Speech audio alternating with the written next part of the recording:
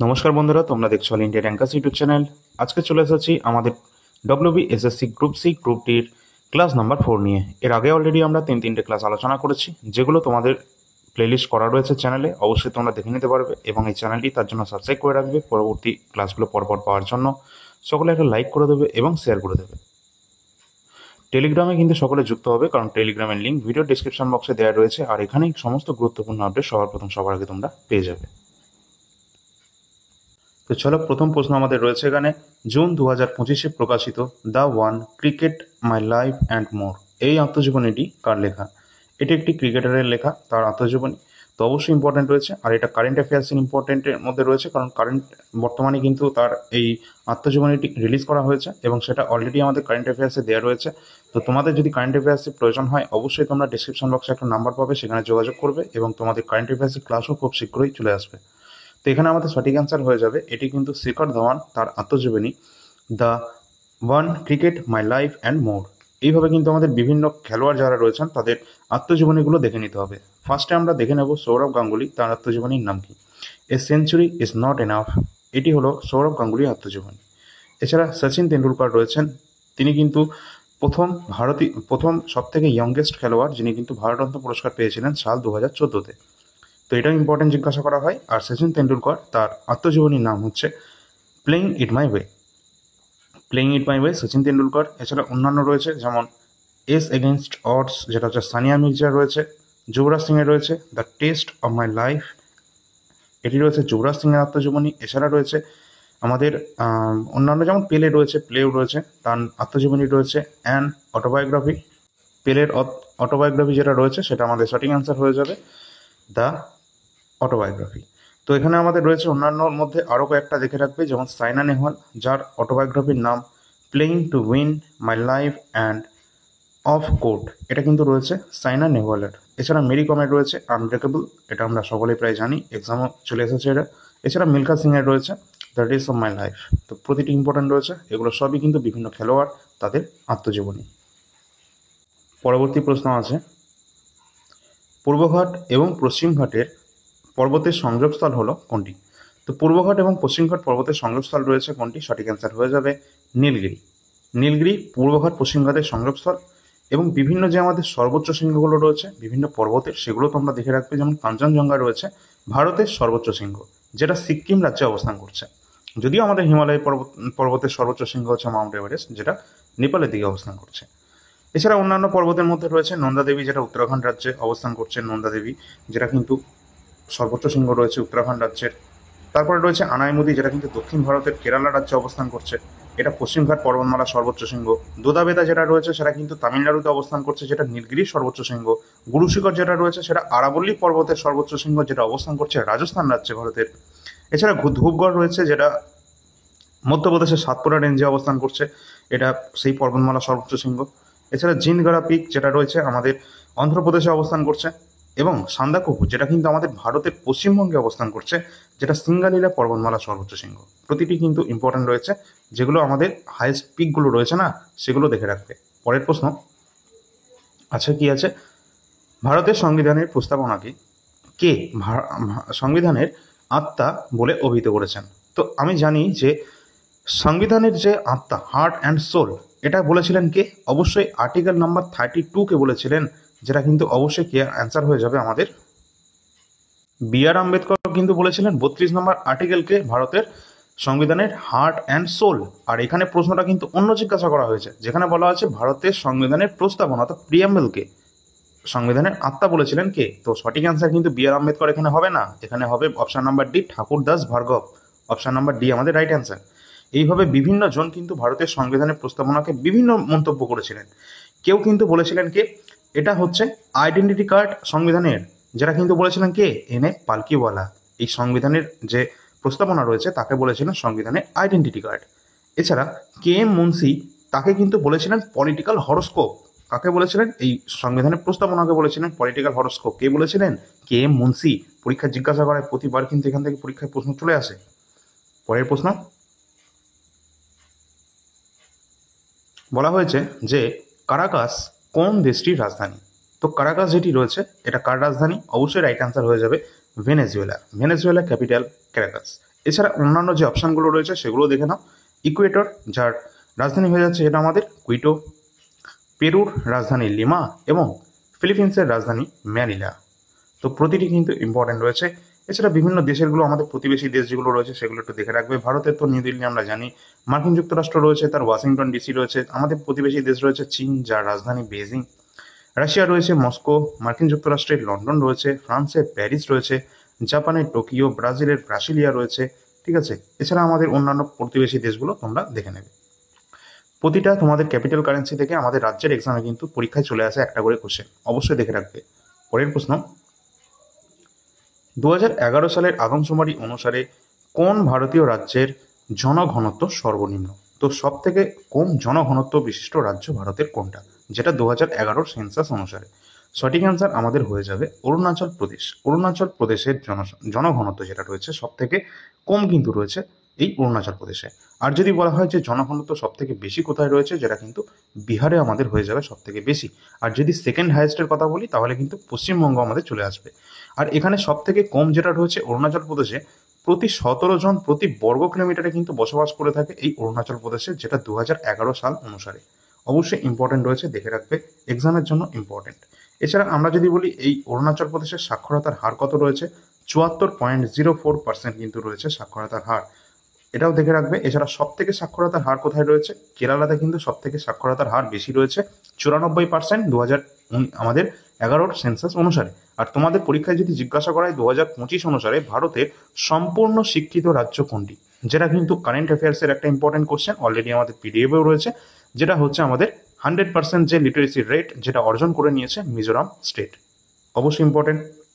এছাড়া 2011 অনুসারে যদি সাক্ষরতার হার সর্বনিম্ন বলি, সেক্ষেত্রে কিন্তু বিহার আমাদের চলে আসবে, যার সাক্ষরতার হার রয়েছে 61.8%-এর কাছাকাছি।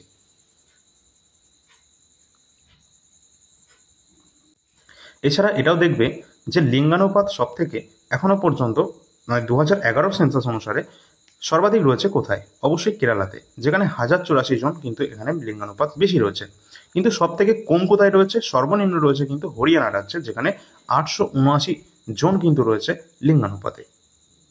এবং রাজ্যভিত্তিক আমাদের সব থেকে জনসংখ্যা বেশি তো আমরা সকলেই জানি, উত্তরপ্রদেশে বেশি, এবং সিকিমে কিন্তু সর্বনিম্ন জনসংখ্যা রয়েছে। পরের কোশ্চেনে যাওয়ার আগে তোমরা অবশ্যই দেখে নেবে, এটা 2 মিনিট তোমরা একটু ওয়েট করে নাও। এখানে কিন্তু দেখতে পাচ্ছ জানুয়ারি থেকে আগস্ট মাস পর্যন্ত কমপ্লিট কারেন্ট অ্যাফেয়ার্স কিন্তু এখানে দেখতে পাচ্ছ তোমরা।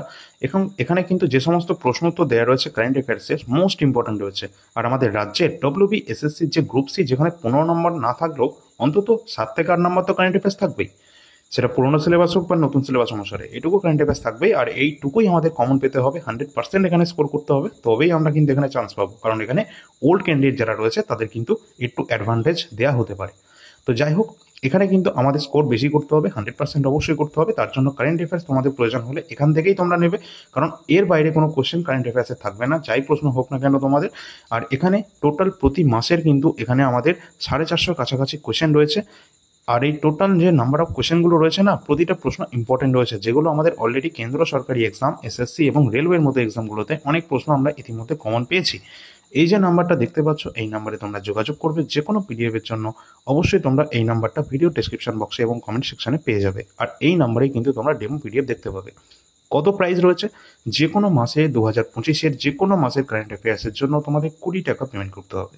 তো তোমরা কিন্তু টোটাল জানুয়ারি থেকে আগস্ট পর্যন্ত যে কোনো মাসে নিতে পারো। এছাড়া জানুয়ারি থেকে ডিসেম্বর পর্যন্ত 2024-এর কারেন্ট অ্যাফেয়ার্স, এটা আমাদের পড়তে হবে 2024টা। তার জন্য তোমাদের কিন্তু করা আছে 1200 কোয়েশ্চেন রয়েছে, প্রতি মাসের 100 কোয়েশ্চেন। তার সাথে তোমরা যদি এটা না করার টাইম থাকে, তাহলে কিন্তু তোমরা একটা জিস্ট আমরা দিয়ে দেবো 50টা পেজের, 2024-এর একদম সামারি টাইপের। তো সেটা যদি করে যাও, এটাই কভার হয়ে যাবে। 2024-এর এই টোটাল পিডিএফ তোমরা কিন্তু 80 টাকার মধ্যে পেয়ে যাবে। এবং কমন কিন্তু তোমরা পাবে, এই নিয়ে কোনো সন্দেহ নেই, কারণ অলরেডি আমরা কিন্তু SSC রেলওয়ের মতো এক্সামে 80%-এর উপর কমন দিয়েছি। আর এটা আমাদের রাজ্যের এক্সাম, এখানে তোমরা WBর জন্য এটা নিতে পারো, বা রাজ্যের যে কোনো এক্সামের জন্য কারেন্ট অ্যাফেয়ার যেখানে রয়েছে সেটার জন্য অবশ্যই তোমরা চোখ বন্ধ করে নিতে পারো। এখানে আমাদের রয়েছে যেটা ইতিহাস কিন্তু এখানে কিন্তু একদম কমপ্লিট দেওয়া রয়েছে, যেখানে প্রাচীন ভারত, মধ্য ভারত, আধুনিক ভারত টোটাল কমপ্লিট এখানে করা রয়েছে, একদম প্রপার সিকোয়েন্স মেনটেন করে, একদম সাল অনুযায়ী তোমরা দেখতে পাচ্ছ এখানে প্রথমে আমাদের একদম বৈদিক পিরিয়ড পুরাণ থেকে শুরু হচ্ছে, তারপর প্রাচীন ভারত, প্রাচীন ভারতের পর আমরা যখন মধ্য ভারতে আসবো সেখানে বিভিন্ন তুর্কারি আক্রমণগুলো হচ্ছে, তারপর দিল্লি সুলতানি দাসবংশ থেকে শুরু হচ্ছে, মামলুক ডাইনেস্টি কুতুবুদ্দিন আইবক থেকে পরপর শুরু হচ্ছে। তো এইভাবে পরপর চলে যাচ্ছে মোগল রাজবংশ পর্যন্ত। তারপর কিন্তু আমরা দেখতে পাচ্ছি মডার্ন ভারতের যে আমাদের ইম্পর্টেন্ট হিস্ট্রি রয়েছে তার মধ্যে একটা পার্ট ভারতের জাতীয় কংগ্রেস। এখান থেকে প্রতিটি পরীক্ষায় চলে আসে, এক্সামে কোয়েশ্চেন অবশ্যই আসবে এখান থেকে। যা প্রশ্ন এখানে দেওয়া আছে সবগুলো যদি করে যাও, ইতিহাস থেকে যাই প্রশ্ন আসুক না কেন তোমরা কিন্তু একটাও কিন্তু মিস হবে না, ঠিক আছে? সেইভাবেই কিন্তু এটা রেডি করা রয়েছে এবং শেষের দিকে মনসট টাইপের কিছু প্রশ্ন উত্তর দেওয়া রয়েছে যেগুলো তোমাদের রিভিশনের জন্য হেল্প হয়ে যাবে এবং এখান থেকে এটা যদি মুখস্থ করে নাও ডাইরেক্ট প্রশ্ন তোমরা এখান থেকে পেয়েও যাবে। সুতরাং এই টোটাল 80টা পেজের যে পিডিএফ রয়েছে, টোটাল তোমাদের 80টা পেজের মধ্যে কমপ্লিট করা রয়েছে ইতিহাসই, যেটা কিন্তু তোমরা নিচে দেওয়া নম্বরে যোগাযোগ করবে। এছাড়া রেলওয়ে যাই পরীক্ষা আসুক না কেন অবশ্যই 2025-এর গ্র্যাজুয়েট লেভেল বা আন্ডার গ্র্যাজুয়েট লেভেল পুরোটাই তোমাদের পড়ে রাখতে হবে, কারণ 2025-এ যে সমস্ত সম্প্রতি এক্সামগুলো হয়েছে সেই প্রশ্নই কিন্তু আমাদের আসতে চলেছে। আর তোমাদের বলে রাখি রেলওয়ে আমাদের কাছে যেটা রয়েছে অলরেডি গ্র্যাজুয়েট লেভেলের 47টি শিফটের যে সমাধান রয়েছে সেগুলো কিন্তু বর্তমানে অ্যাভেলেবেল রয়েছে। টোটাল 80-82টার মতো পেজ কিন্তু এখানে রয়েছে টোটাল। তো এই টোটাল যে কটা পেজ রয়েছে এখানে কিন্তু টোটাল আমাদের জিকে সেকশনটা 18টা টপিকে কিন্তু ভাগ করা রয়েছে। যেমন হিস্ট্রি থেকে যে সমস্ত প্রশ্ন রয়েছে সেগুলো আলাদা করে রেখেছি, আবার ভূগোল থেকে যেগুলো রয়েছে এরকম আলাদা করে রেখেছি। এইভাবে polity, economics, current affairs, static GK total 18টা টপিকে ভাগ করা আছে। কোনো সমস্যা তোমাদের হবে না, বাংলা ভাষায় একদম প্রিন্টেবল ফরম্যাটে দেওয়া রয়েছে। টোটাল পিডিএফটা তোমরা 99 টাকার মধ্যে পেয়ে যাবে। এছাড়া 2020-21-এর যে পেপারটা রয়েছে সেখানে 133টা শিফটের সমাধান কিন্তু রয়েছে, পারলে কিন্তু এটাও নিয়ে নেবে, কারণ এখানে একটা দুটো প্রশ্ন নয়, পুরো 5000 কোশ্চেন কিন্তু এখানে দেওয়া রয়েছে, অবশ্যই নিয়ে নেবে। এটাও 99 প্রাইস কিন্তু রয়েছে। এবং 2025-এর আন্ডার গ্র্যাজুয়েট যে এক্সামটা হয়েছে সেটারও পিডিএফ তোমরা খুব শীঘ্র পেয়ে যাবে। এটা কিন্তু গ্র্যাজুয়েট লেভেলের পেপার, ঠিক আছে? আন্ডার গ্র্যাজুয়েটটা পরে পেয়ে যাবে। সুতরাং এই যে আমাদের টেলিগ্রাম লিঙ্ক দেওয়া রয়েছে অবশ্যই এখানে যুক্ত থাকবে সকলে এবং এই নাম্বারে যোগাযোগ করবে যে কোনো পিডিএফের জন্য। ইম্পর্টেন্ট যে কোনো আপডেট তোমরা কিন্তু আমাদের টেলিগ্রাম চ্যানেলে পেয়ে যাবে। এখানে যে সমস্ত পিডিএফ তো রয়েছে তোমরা দেখতেই পাচ্ছ, যার যেটা প্রয়োজন রয়েছে নিয়ে নেবে। এছাড়া আরপিএফ এসআই রয়েছে, বায়োলজির প্রিভিয়াস ইয়ার প্রশ্নপত্র রয়েছে যেগুলো সামনে আমাদের গ্রুপ ডি এক্সামের জন্য ইম্পর্টেন্ট। তো অবশ্যই যার যেটা প্রয়োজন রয়েছে প্রয়োজন মতো তোমরা নিয়ে নেবে, নিচে দেওয়ার নাম্বারে যোগাযোগ করবে। তো চলো পরবর্তী আমাদের যে প্রশ্ন রয়েছে, কে ফ্রেঞ্চ ওপেন 2025-এর একক শিরোপা জিতে নিয়েছে? পুরুষদের কিন্তু এটা। তো মেন সিঙ্গেলসের যে খেতাব ফ্রেঞ্চ ওপেন 2025 জয়লাভ করে নিয়েছেন কে? সঠিক অ্যান্সার হয়ে যাবে Carlos Alcaraz, option number C. অবশ্যই ইম্পর্টেন্ট রয়েছে, অলরেডি আমাদের পিডিএফ এগুলো সব দেওয়া রয়েছে। তোমাদের জন্য স্পেশালি কারেন্ট অ্যাফেয়ার্স ক্লাসও খুব শীঘ্রই চলে আসবে। পরের প্রশ্ন রয়েছে, চতুর্থ বৌদ্ধ সমিতির যে সম্মেলন হয়েছিল এটি কার সময়ে হয়েছিল? ইম্পর্টেন্ট রয়েছে, টোটাল চারটে বৌদ্ধ সম্মেলন হয়েছিল, এই চারটেই ইম্পর্টেন্ট। যার মধ্যে চতুর্থ বৌদ্ধ সম্মেলন যেটা হয়েছিল কনিষ্কের সময়। কার সময়? সম্রাট কনিষ্কের সময় কিন্তু এটি হয়েছিল 78 খ্রিস্টাব্দের দিকে। কোথায়? কাশ্মীরের কুন্দলবনে কিন্তু এটি অনুষ্ঠিত হয়েছিল। তোমাদের বলে রাখি যে প্রথম বৌদ্ধ সংগীতি যেটা কিন্তু 483 খ্রিস্টপূর্বাব্দে হয়েছিল, রাজগৃহে হয়েছিল এটি, যেটা অজাতশত্রুর সময়কালে হয়েছিল। অজাতশত্রুকে মগধের হর্যঙ্গ বংশের তিনি কিন্তু সেকেন্ড একদম রাজা ছিলেন, বিম্বিসারের পুত্র ছিলেন অজাতশত্রু। এছাড়া দ্বিতীয় বৌদ্ধ সম্মেলন যেটা হয়েছিল 383 খ্রিস্টপূর্বাব্দে, ঠিক প্রথম বৌদ্ধ সংগীতির 100 বছর পর কিন্তু এটি হয়েছিল কালাশকের সময়কালে, এটাও দেখবে। এবং পরবর্তী তৃতীয় যে বৌদ্ধ সংগীতি হয়েছিল সেটা হয়েছিল 250 খ্রিস্টপূর্বাব্দে, যেটা হয়েছিল সম্রাট অশোকের সময়, আর এটা হয়েছিল পাটলিপুত্রে।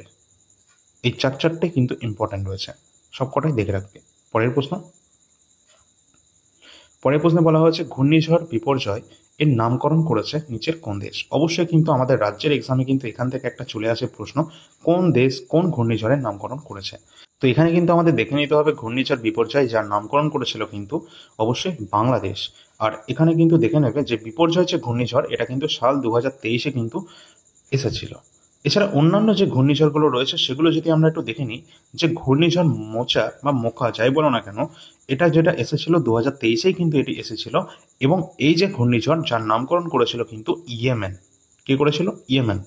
এছাড়া ঘূর্ণিঝড় ইয়াস এটাও কিন্তু অত্যন্ত বিপর্যয়ী ঘূর্ণিঝড় ছিল, যেটা কিন্তু নামকরণ করেছিল ওমান, যেটা আমাদের ভারতের দিকে এসেছিল 2021-এ। এইভাবে কিন্তু তোমরা পরপর যে ঘূর্ণিঝড়গুলো রয়েছে, এছাড়া অন্যান্য আমাদের যে ইম্পর্টেন্ট রয়েছে, যেমন আইলা রয়েছে, যেটা কিন্তু সাল 2009-তে এসেছিল, ঠিক আছে, আর এর নামকরণ করা হয়েছিল মালদ্বীপ করেছিল, ইম্পর্টেন্ট রয়েছে। ঘূর্ণিঝড় ফণী, যেটা কিন্তু আমাদের 2019-এর দিকে এসেছিল, যেটা বাংলাদেশ নামকরণ করেছিল। ঘূর্ণিঝড় বুলবুল, যেটা কিন্তু 2019-এ এসেছিল, এটার নামকরণ কিন্তু পাকিস্তান করেছিল। এছাড়া আমফান যে ঘূর্ণিঝড়, যেটা সাল 2020 সালে এসেছিল, এবং এটা থাইল্যান্ড কিন্তু নামকরণ করেছিল। এই ধরনের বিভিন্ন যে ঘূর্ণিঝড়গুলো রয়েছে, অন্যান্য আরও রয়েছে, যেমন হুদহুদ এসেছিল, ওমান নামকরণ করেছিল, যেটা সাল 2014-তে এসেছিল। এছাড়া হয়েছিল আমাদের সিতরাং যে ঘূর্ণিঝড় হয়েছিল 2022-এ, সেটারও কিন্তু থাইল্যান্ড নামকরণ করেছিল। তো প্রতিটা আমাদের কিন্তু দেখে রাখতে হবে, এক্সামের জন্য ইম্পর্টেন্ট রয়েছে। পরের প্রশ্ন আছে যে প্রতি বছর কোন তারিখে পালিত হয় বিশ্ব বন্যপ্রাণী দিবস? ওয়ার্ল্ড ওয়াইল্ড লাইফ ডে এটি পালন করা হয় প্রতি বছর কোন তারিখে? সঠিক অ্যান্সার হয়ে যাবে 23 মার্চ।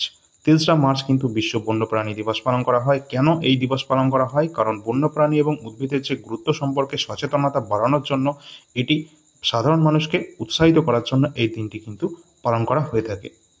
পরের প্রশ্ন আছে, কি আছে, ব্যাঙাচি রূপান্তরে সাহায্য করে কোন হরমোন? তো ব্যাঙাচি রূপান্তরে সাহায্য করে থাকে অবশ্যই থাইরক্সিন হরমোন, সেটা দেখে রাখবে। ব্যাঙাচি থেকে ব্যাঙ হতে, ঠিক আছে, এই যে রূপান্তর যে প্রক্রিয়াটা অংশগ্রহণ করে থাকে থাইরক্সিন হরমোন। পরের প্রশ্ন, শব্দের বিস্তার সম্পর্কে নিচের কোনটি নির্ভুল? অর্থাৎ নির্ভুল কোনটা? তো আমাদের সঠিক অ্যান্সার যেটা হয়ে যাবে এর মধ্যে নির্ভুল কোনটা? গ্যাসীয় মাধ্যমে শব্দের বেগ সবচেয়ে কম, এটা কিন্তু নির্ভুল যেটা রয়েছে। গ্যাসীয় মাধ্যমে শব্দের বেগ সবচেয়ে কম এবং কঠিন মাধ্যমে শব্দের বেগ কিন্তু সবচেয়ে বেশি হয়ে থাকে। পরের প্রশ্ন বলা হয়েছে মধ্যপ্রদেশের অমরকন্টক থেকে কোন নদীর উৎপত্তি হয়েছে? অবশ্যই সঠিক অ্যান্সার হয়ে যাবে মধ্যপ্রদেশের অমরকন্টক থেকে কিন্তু উৎপত্তি হয়েছে নর্মদা নদী। নর্মদা নদী মধ্যপ্রদেশের এই আমাদের অমরকন্টক থেকে উৎপত্তি হয়েছে, এবং যে তাপি রয়েছে সেটা কিন্তু আমাদের সাতপুরা পর্বতমালা মুলতাই পর্বত থেকে কিন্তু উৎপত্তি হয়েছে তাপি রিভার, এবং নর্মদা তাপ্তি দুটোই কিন্তু এই গ্রস্ত উপত্যকার উপর দিয়ে পশ্চিম দিকে প্রবাহিত হয়েছে, যার জন্য এদেরকে পশ্চিম বাহিনী নদী বলা হয়ে থাকে। আর নর্মদা তাপ্তির মোহনায় কিন্তু কোনো রকম বদ্বীপ আমরা দেখতে পাই না। প্রতিটা কিন্তু এক্সামের জন্য ইম্পর্টেন্ট রয়েছে, দেখে রাখবে। পরের প্রশ্ন আছে, আর এটাও কিন্তু দেখে রাখবে আর একটা কথা, যেটা হচ্ছে আমাদের যে গঙ্গা যেটা রয়েছে তার উৎপত্তিগুলো একটু দেখে রাখবে। উৎপত্তি তোমাদের পরীক্ষায় চলে আসে, যেটা কিন্তু আমাদের গঙ্গোত্রী হিমবাহের গোমুখ থেকে উৎপত্তি হয়েছে গঙ্গা রিভারের। যমুনা কিন্তু যমুনোত্রী হিমবাহ থেকে উৎপত্তি হয়েছে। এছাড়া ব্রহ্মপুত্র নদী, যেটা কিন্তু তিব্বতের যে চেমাইনদুং হিমবাহ রয়েছে সেখান থেকে কিন্তু ব্রহ্মপুত্র নদীর উৎপত্তি, ঠিক আছে। সিন্ধু নদীর উৎপত্তি কিন্তু তিব্বতের যে মানসরোবর যেটা রয়েছে তার কাছেই রয়েছে, কৈলাস পর্বতমালার একটা অংশ, সেখান থেকে সিন্ধু নদীর উৎপত্তি রয়েছে। আর সিন্ধুর সাথে অবশ্যই দেখে রাখবে পাকিস্তানের সিন্ধুর যে জল সমঝোতা, এটা কিন্তু অলরেডি ক্লাসে দেওয়া রয়েছে তোমাদের 1962 সময়কার। এছাড়া কৃষ্ণা রিভার, যেটা কিন্তু মহারাষ্ট্রের মহাবালেশ্বর থেকে উৎপত্তি হয়েছে। আর গোদাবরী তো আমরা জানি যে নাসিক জেলা থেকে উৎপত্তি হয়েছে, ত্রম্বকেশ্বর হিল থেকে। এগুলো কিন্তু ইম্পর্টেন্ট রয়েছে। আর গোদাবরী কিন্তু আমাদের যে দক্ষিণ ভারতের বৃহত্তম রিভারের মধ্যে পড়ছে এটা। আর যদি বলি আমরা পবিত্রতার দিক থেকে সব থেকে বেশি, যেটা কিন্তু কাবেরীকে বলা হয়ে থাকে। আর কাবেরীর উৎপত্তি কিন্তু ব্রহ্মগিরি হিল থেকে উৎপত্তি হয়েছে। পরের প্রশ্ন রয়েছে যে 2024 সালের বুকার পুরস্কার কে জিতে নিয়েছেন? অবশ্যই 2024-এর যে বুকার পুরস্কার আমাদের সঠিক অ্যান্সার হয়ে যাবে যেটা সামান্থা হারভে। সামান্থা হারভে এই বুকার পুরস্কার জয়লাভ করেছেন 2024-এ। ইম্পর্টেন্ট রয়েছে এটা। এবং কবে থেকে এই বুকার পুরস্কারটি দেওয়া হয়ে থাকে? সাল 1969 থেকে কিন্তু এই বুকার প্রাইজ কিন্তু দেওয়া হয়ে থাকে। তোমাদের যদি বলা হয় প্রথম বাঙালি হিসাবে এই বুকার পুরস্কার কে জিতেছেন, অবশ্যই ইম্পর্টেন্ট রয়েছে। প্রথম বাঙালি হিসাবে বুকার পুরস্কার জয়ী হয়েছেন অরুন্ধতী রায়, যিনি 1997 সালে তার উপন্যাস গড অফ স্মল থিংস এর জন্য তিনি কিন্তু প্রথম বাঙালি হিসাবে এই বুকার পুরস্কার জয়লাভ করে নিয়েছেন। ইম্পর্টেন্ট রয়েছে, কেউ ছাড়বে না, এই প্রশ্নটা অবশ্যই চলে আসবে আমাদের এক্সামে, ঠিক আছে। এছাড়া প্রথম ভারতীয় বংশোদ্ভূত বিজয়ী কে রয়েছেন? ভিএস নৈপাল। ভিএস নৈপাল তিনি 1971 কিন্তু এই পুরস্কারটি পেয়েছিলেন। প্রতিটা প্রশ্ন কিন্তু এখান থেকে ইম্পর্টেন্ট রয়েছে। পরের প্রশ্ন আছে আমাদের, কফি উৎপাদনে ভারতের শীর্ষ অবস্থানে রয়েছে নিচের কোন রাজ্যটি? সঠিক অ্যান্সার হয়ে যাবে আমাদের কফি উৎপাদনে সব থেকে অগ্রণী রাজ্য কর্ণাটক রাজ্য।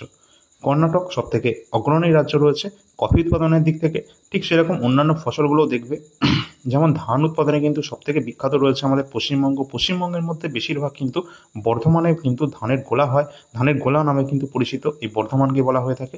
এখানে সবথেকে বেশি হয়ে থাকে ধানের উৎপাদন। এছাড়া গম চাষ সবথেকে বেশি কিন্তু গমের উৎপাদন হয়ে থাকে উত্তরপ্রদেশ ছাড়াও পাঞ্জাব হরিয়ানা ওই অঞ্চলটাতে। আমরা জানি যে গ্রিন রেভলিউশনের মাধ্যমে কিন্তু এই পাঞ্জাব হরিয়ানায় যে অঞ্চলটা, এখানে কিন্তু এই রেভলিউশনটা আনা হয়েছিল। আর তোমাদের এটাও বলে রাখি যে গ্রিন রেভলিউশনের যার জনক রয়েছে আমাদের ভারতের সহজ বিপ্লবের জনক কে এম.এস. স্বামীনাথন, যিনি কিন্তু 2024 সালের মরণোত্তর ভারতরত্ন সম্মানে ভূষিত হয়েছেন। পরের আমরা যদি দেখি অন্যান্য যে ফসলগুলো রয়েছে, যেমন আখ সব থেকে বেশি উৎপাদিত হয় উত্তরপ্রদেশে। সেই কারণে কিন্তু চিনিও কিন্তু সব থেকে বেশি উৎপাদিত হয় এই উত্তরপ্রদেশে। আখ রাজ্য বলা হয় উত্তরপ্রদেশকেই। বাজরা উৎপাদনে সব থেকে বেশি অগ্রণী রাজ্য যদি বলি তাহলে কিন্তু আমাদের রাজস্থান হয়ে যাবে রাইট অ্যান্সার। এছাড়া সর্ষের ক্ষেত্রেও কিন্তু রাজস্থান থাকবে। পশ্চিমবঙ্গে কিন্তু ধানের পাশাপাশি পাটের চাহিদা অনেক বেশি রয়েছে এবং উৎপাদন সংখ্যা অনেক বেশি। কফি সব থেকে বেশি কর্ণাটকেই আমরা দেখে নিয়েছি এবং অন্যান্য ফসলগুলো তোমরা দেখে রাখবে। পরবর্তী প্রশ্ন রয়েছে, ভারতীয় পার্লামেন্টের উচ্চকক্ষের বর্তমান সদস্য সংখ্যা কত? ভারতীয় পার্লামেন্টের উচ্চকক্ষ অর্থাৎ কোনটা তোমরা বলবে সেটা, যেটা কিন্তু আমাদের রাইট অ্যান্সার হয়ে যাবে কোনটা? রাজ্যসভা। রাজ্যসভা কিন্তু আমাদের উচ্চকক্ষ এবং লোকসভা হচ্ছে আমাদের নিম্নকক্ষ।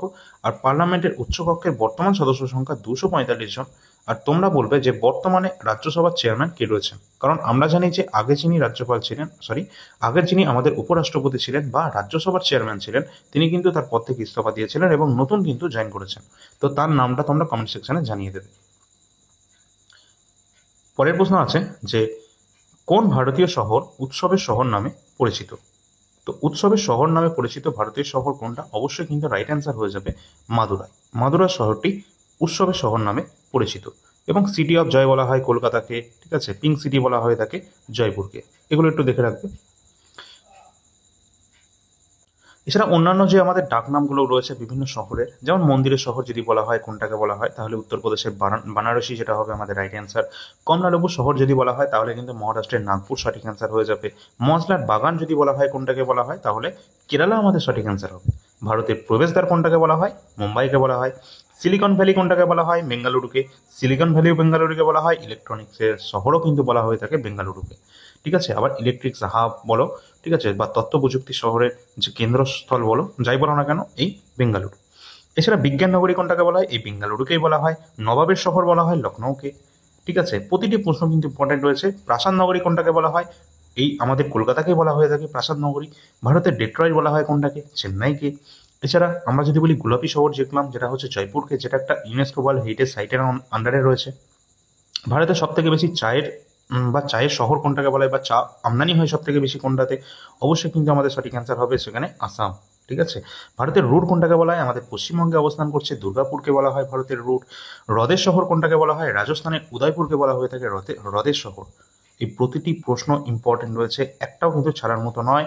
আবার যদি বলা হয় শিল্পাঞ্চলের শহর কোনটা, তাহলে কিন্তু আসানসোল আমাদের রাইট অ্যান্সার হবে, যেটা পশ্চিমবঙ্গের কয়েকটা ডাকনামের মধ্যে তোমরা দেখে রাখবে। যেহেতু এটা আমাদের রাজ্যের এক্সাম, রাজ্যের ডাকনামগুলো তোমরা দেখে রাখবে। রাজ্যের ক্ষেত্রে মশলা শহর বলা হয় কিন্তু আমাদের মেদিনীপুরকে, আর ভারতের রুট তো দুর্গাপুরকে বলা হয়ে থাকে। প্রতিটি প্রশ্ন ইম্পর্টেন্ট রয়েছে। আর তোমাদের যদি মনে হয় যে প্রশ্ন লেভেলটা একদম নিম্নমানের রয়েছে, তাহলে কিন্তু একদমই নয়। তোমাদের প্রশ্ন কিন্তু এই রকমই চলে আসবে পরীক্ষায়। যখন প্রশ্ন পরীক্ষায় হবে তখনই তোমরা বুঝতে পারবে। আর যদি তোমাদের কঠিন হয়, অবশ্যই গ্রুপ সির জন্য তোমাদের একটু স্ট্যান্ডার্ড লেভেল থাকবে। সেটা কিন্তু তোমাদের হবে কারেন্ট অ্যাফেয়ার্স এবং ইংরেজির ক্ষেত্রে।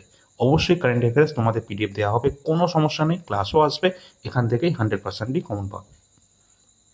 পরের প্রশ্ন আছে, যেসব মৌলের পরমাণুর ভর সংখ্যা সমান কিন্তু পারমাণবিক সংখ্যা আলাদা, তাদেরকে কি বলা হবে? অবশ্যই যাদের ভর সংখ্যাটা সমান থাকে, পারমাণবিক সংখ্যাটা আলাদা হয়, তাদেরকে বলা হয় আইসোবার। পরের প্রশ্ন, 2011 সালের আইসিসি ক্রিকেট বিশ্বকাপের যে ফাইনাল ম্যাচ, এটি কোথায় হয়েছিল? তো আইসিসি যে 2011 যে ফাইনাল ম্যাচটা, যেটা অনুষ্ঠিত হয়েছিল কোথায়? আমাদের ভারতে কিন্তু হয়েছিল। এবং এটা কিন্তু হয়েছিল কোন স্টেডিয়ামে, সেটাও কিন্তু ইম্পর্টেন্ট দেখে রাখবে। এটা কিন্তু মুম্বাইয়ের ওয়ানখেড়ে স্টেডিয়ামে কিন্তু এটি অনুষ্ঠিত হয়েছিল। অবশ্যই এটা আমাদের মুম্বাই সঠিক অ্যান্সার হবে। এবার যদি বলা হয় যে এই যে আমাদের আইসিসি ক্রিকেট যে ওয়ার্ল্ড কাপটা যেটা রয়েছে, এটা প্রথম কবে অনুষ্ঠিত হয়েছিল? সাল 1975 সালে এই টুর্নামেন্টটি প্রথম খেলা হয়েছিল। কোথায় হয়েছিল? অবশ্যই তোমরা বলবে যেটা কিন্তু প্রথম ইংল্যান্ডে হয়েছিল। এবং এটি কিন্তু ওডিআই ফরম্যাটে খেলা হয়েছিল। প্রতি 4 বছর এই টুর্নামেন্ট হয়ে থাকে, আমরা জানি। এখানে এটাও দেখে রাখবে যে পরবর্তী আমাদের যেটা কবে হবে, 2027-এর দিকে আবার পরবর্তী যেটা হবে।